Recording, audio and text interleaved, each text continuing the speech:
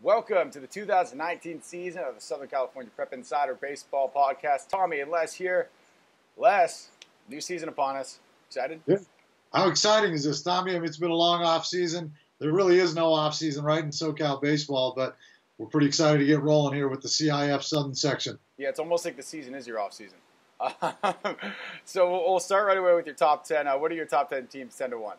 Yeah, checking in at number 10, Corona. This is a pretty good team, man. They got some young talent in the junior class and the freshman class. They're pretty loaded. Coach Wise has that thing rolling really well right now. Their only loss is to Cathedral Serra. They come in at 4-1. They just kicked off Big 8 league play with a nice win the other day. So look for Corona to make some noise this year. Number 9 is Maranatha. They're limping a little bit right now. Dawson Nets is the big name there, the right-handed pitcher headed to Arizona. He's an MLB draft prospect. They've got about 3 or 4 transfers that are sitting out. And once those guys get going, I expect Maranatha to be in there right in the mix once again. Checking in number 8 is Ayala. They're 6-1. Joe Naranjo is starting to get pitched around a little bit, and he's obviously an MLB draft prospect, so it's time for other guys to step up and pick up the slack there for Ayala. They're just pounding out runs, man. Number 7 is Yucaipa, 4-1. Their only loss came last week to Cathedral Serra. They're loaded, man. Their 2019 class with Tyson Heaton and Mike Carpentier. Those guys are draft prospects, and it's pretty obvious why when you get to watch those guys play. Like I said, best name for any pitcher possible, Tyson Heaton. Yes, sir. Like I said, their only loss is to Cathedral Serra, who checks in at number 6. The Lions are 4-1. They're pretty banged up on the mound. They started a freshman against Yucaipa, a kid that was on the freshman team the week before, and all he did was give him 4 really strong innings. So it shows you some depth there for Cathedral Serra. Number 5. Harvard Westlake, they're 5-0. They beat league rival Sherman Oaks Notre Dame pretty good to win the Easton tournament last week. The Wolverines are loaded top to bottom. I mean, they got talent in every class. Checking in number 4 is Cypress, 6-0. They're rolling right now, man. They're beating up on teams pretty good.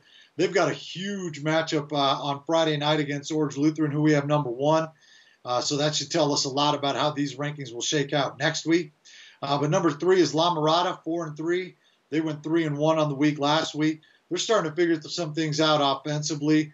They obviously have some good pieces on the mound there with Jared Jones and Michael DeHaro and other guys. And Emilio Morales is starting to come back to full health.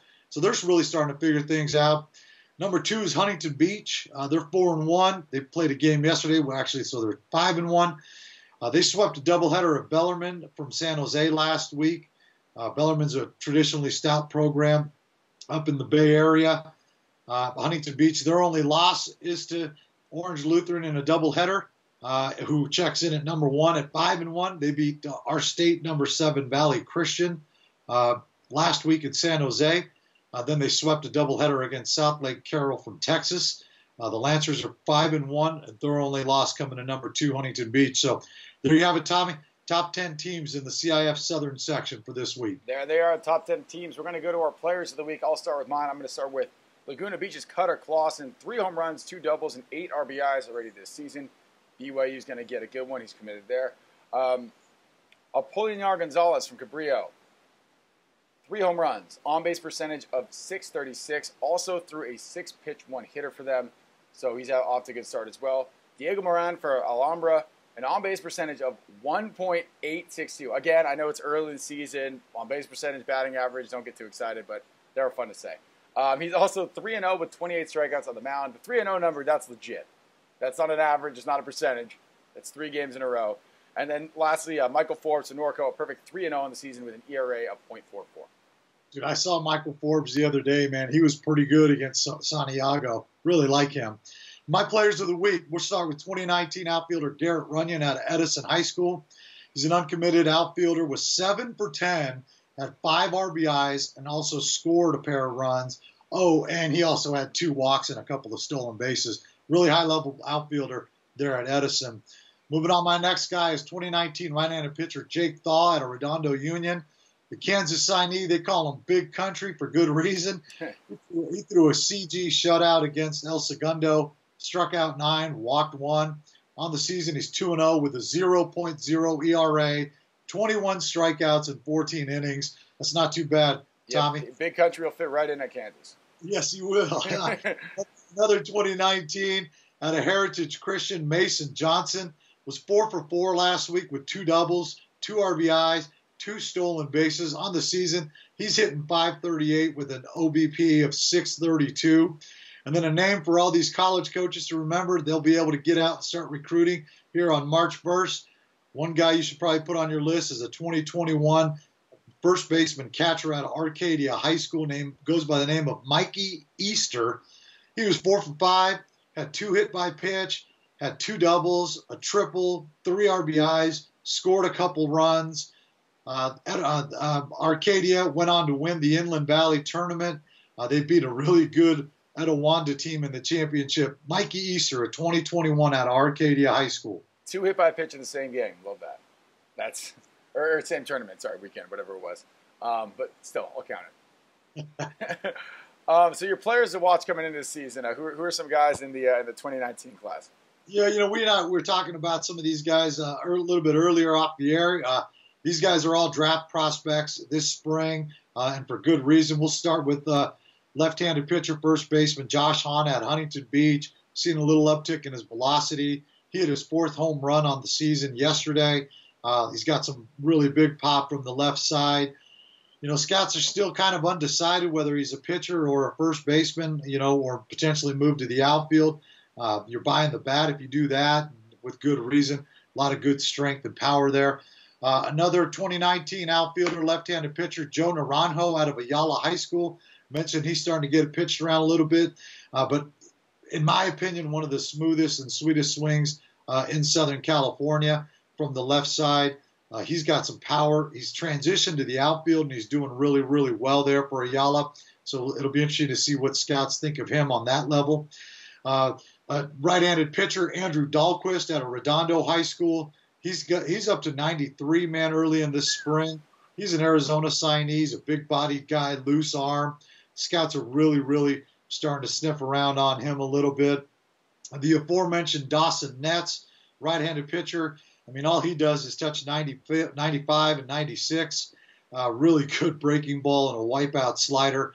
I had a scout ask me if I thought he was one of the 2 best pitchers in SoCal this year, and I think he is. He commands his stuff really, really well. And then lastly is a first baseman out of Orange Lutheran, transfer from Cathedral down in your neck of the woods, Garrett Frechette, San Diego State commit. Smooth left-handed power, easy left-handed power.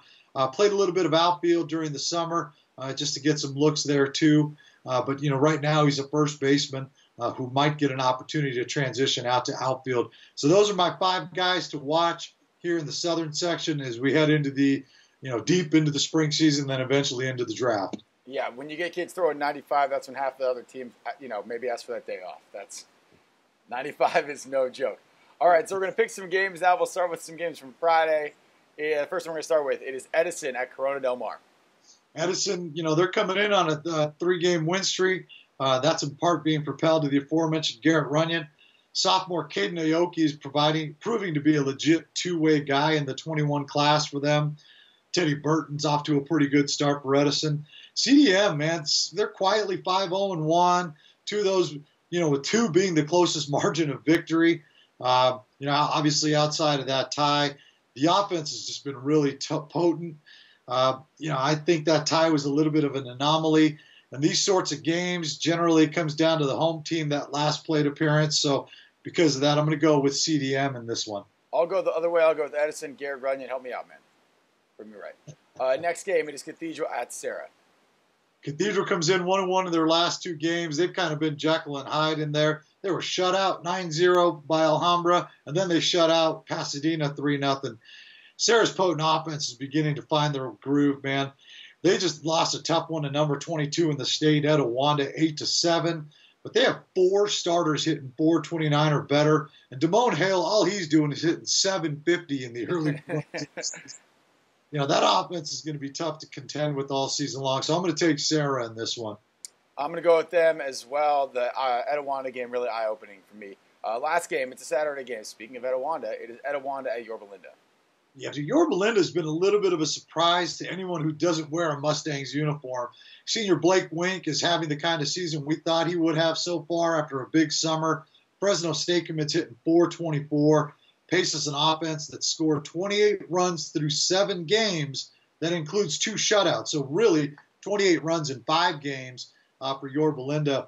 At 4-1, Etiwanda's 22 in the state for us at PBR. They lost to Arcadia, as we mentioned, in the title game.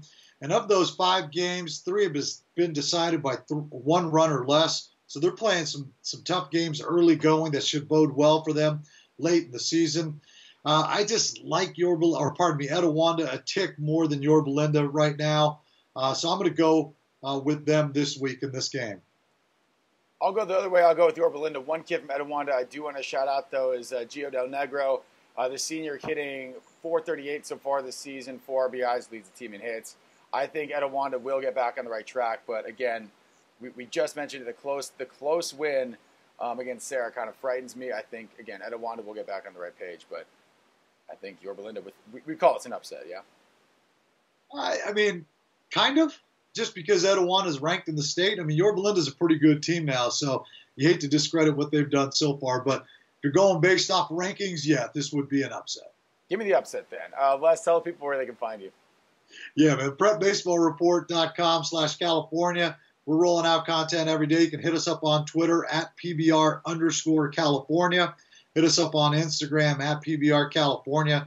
We got a team of 8 scouts across the state that are just covering it like nobody's business. Yep, and Les and I will be back next week. We have a surprise for you guys. If you've watched the other sports podcasts, you know already what it is. But for baseball, it'll be new.